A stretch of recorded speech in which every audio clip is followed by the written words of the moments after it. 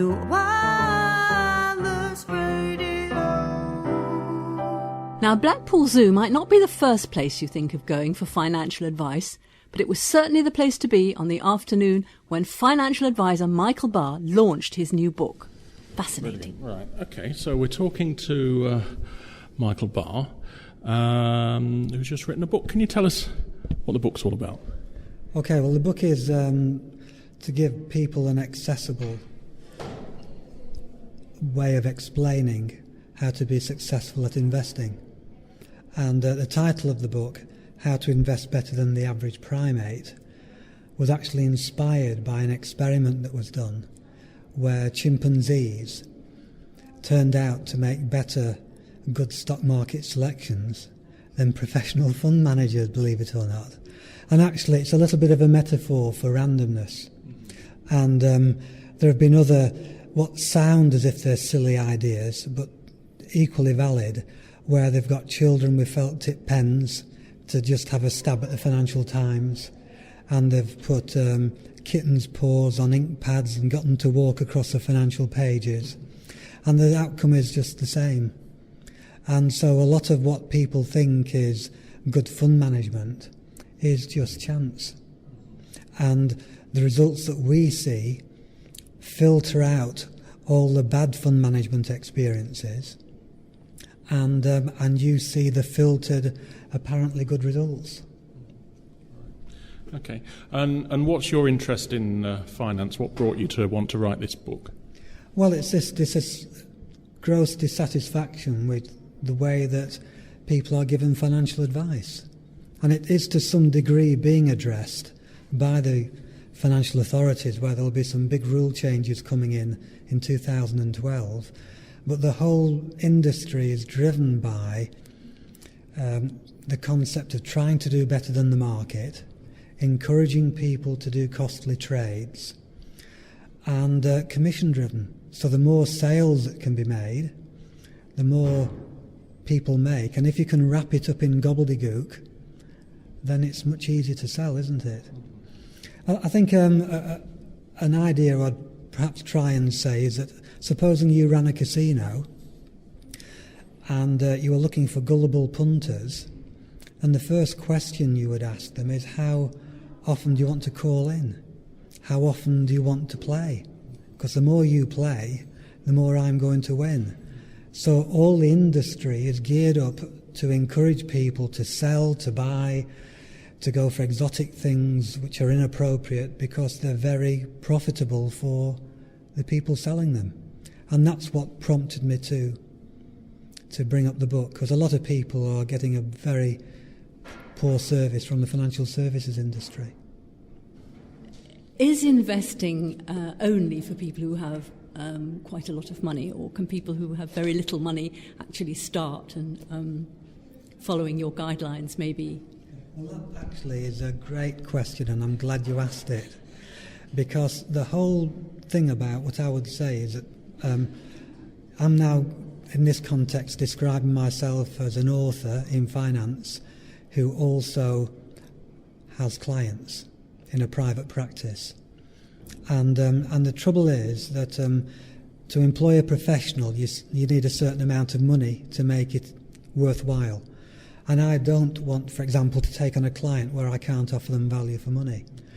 And the book is specifically written for people who don't know where to go, don't know who to speak to, and in the very early chapters explains why you're not necessarily going to get a very good service from a bank or a financial advisor. And it sets out quite methodically why most people are unsuccessful at investing, all the mistakes that we made. We're almost conditioned to make bad decisions in financial terms, and this gives a step-by-step, very simple guide at the end. So, for example, parents who are looking to invest their child's trust fund, or someone with a modest pension, more people are having to make their own pension decisions, people who are looking to build up funds for retirement. This actually shows you how to do it successfully on your own. But then I do go on to say that there does come a point where, because it's so important, you should try and find an advisor. And then I go on to say, well, these are the kind of things you should be looking for in an advisor. So if an advisor says to you, oh, my advice is free, then you're walking into a world of commission and sales. Because of the nature of the way that I show some disappointment in the financial world, I've always done some pro bono work. So people say, could you help me? And even though they may not be suitable as a client, I'd always offer them some advice and point them in the right direction. Well, this book is really an extension of that, is where I'm saying, look, here is a book. They aren't just my ideas, by the way, in that the book summarises the work of 7 Nobel Prize winners, ranging from 1962 to 2002. And I've put all that evidence together, neatly referenced in appendices, for those who really want to check out the evidence, and allows them to follow this through on their own. So, there's a synergy there in the pro bono advice I used to give and the book. And of course, it's one thing to say to somebody over a half-hour chat, this is perhaps what you should be doing. This book actually has references and shows you and demonstrates all the evidence behind what I'm suggesting. So I haven't invented this. I've just collated all the good work and put it in a way and cut out all that gobbledygook that you get elsewhere. Right. So, this book isn't just a big advert for you and your services, is it? You're actually suggesting to people that they don't necessarily need to go to a financial advisor. There are certain things they can do on their own. Let's be honest. I'm hoping that somewhere down the line someone will pick up this book who says, I think I should go and see Michael Barr. But primarily, what's driving it is this end of the market where there just is no advice to be had, or it's very, very difficult to get hold of. And I think also that there is a blind spot with a lot of financial advisors who themselves have been brought up with this casino mentality, and they have to look at this evidence. And actually, it's an interesting thing, that of the books sold so far, and I've been very pleased with the thing because we're into our second print run, not having done the official launch yet. 1 in 10 of the books have been bought by financial advisors. Really? Yes. And for quite a few of them, it's a couple have told me it's been a bit of a shock to the system, a bit of a wake-up call. And it's very hard when you've done something in a certain way for so long to be told it's the wrong thing to do. Well, that's Yes. good. So there's a lot more people in the financial industry who read your book will be converted to... Yes, well, I think what will happen come 2012 is that, first of all, there will have to be a much higher level of qualification required to be a truly independent advisor. That will take a few people away from the industry. Also, the Financial Services Authority are going to say, if you really want to have this independent label, you're going to have to be fee-based and not just be able to work on commissions. And that will drive a lot more advisors perhaps to look at the real evidence and change a lot of them to my way of thinking, which again isn't my way, is it? It's the academic way. It's the academic way. And yet remarkably, in the Northwest and really everywhere, the people who suggest the way of working that I work are very small in number. I'm currently a chairman of a group called the Evidence-Based Investment Solutions, EBIS, and there's also a website. If anybody Googles EBIS or put the word financial in, and that is dedicated to educating the public on what matters and what doesn't. And that website has a huge resource of the evidence.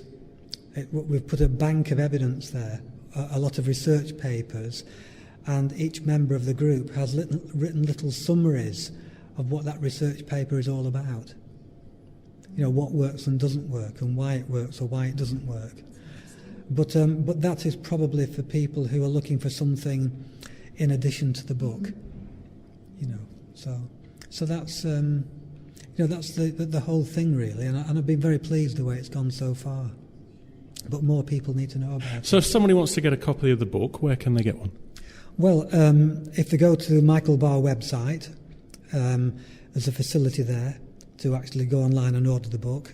And also if you go onto Amazon, and you go to Amazon, just type in how to invest better than the average primate, we dispatch the book via there. And the reason we've restricted this in this way is because all the profits are going to charity. So when someone buys the book, either through our website or through Amazon, there's very little in the way of cost taken. There's also an option to pay either by cheque or by PayPal, and with PayPal we've agreed very low cost terms, so that not a big fee is taken out of the thing. Okay. So tell us about the charity that you're supporting and what drew you to that particular good cause.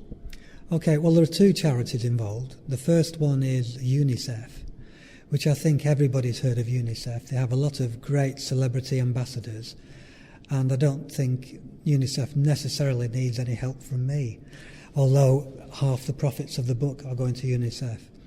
But interestingly, UNICEF actually makes donations to another charity, which is MAG, the Minds Advisory Group. And we should be very proud of MAG because it's the only Northwest international charity. It won the Nobel Prize for its humanitarian work. And being a financial person, I looked at the accounts of MAG, and for a charity they're quite astounding in its efficiency, the way it works.